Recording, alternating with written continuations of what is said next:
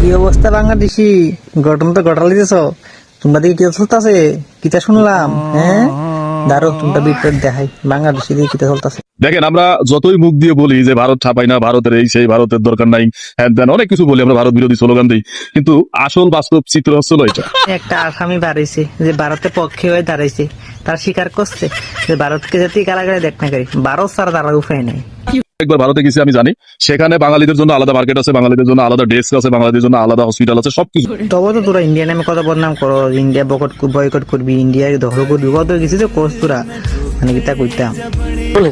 কি পরিমাণ লোক যে এখান থেকে বাংলাদেশের থেকে ইন্ডিয়াতে যায়, এটা আমি আপনি কল্পনা করতে পারবো। আমি দেখতেছি কি পরিমানে লাইন ধরতে আছে, কি পরিমানে মানুষ শুধু ইন্ডিয়ার আমার লাগা লাইন ধরে দাঁড়া রয়েছে। দাঁড়া আমি তোমরা দিতেছি। গেট খুলতে তখনও ঘণ্টাখানেক বাকি, কিন্তু রাজধানীর ভারতীয় ভিসা আবেদন কেন্দ্রের সামনে অপেক্ষা শুরু হয়েছে আরো আগে।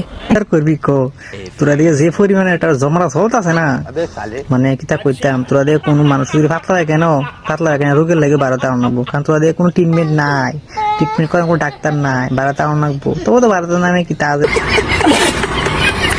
এতগুলি বাংলাদেশি ইন্ডিয়ার কেরিয়াতেছে ট্রিটমেন্ট করার লাগে, কারণ তারা দিকে কিচ্ছু নাই। আর চাইনা দেশে তো যাইলে তো তারা যদি আমার ফাইট দেন না, আমার সাথে রোগ ওষুধ দিয়ে বয়ে থাকবো, কিতা করবি কো।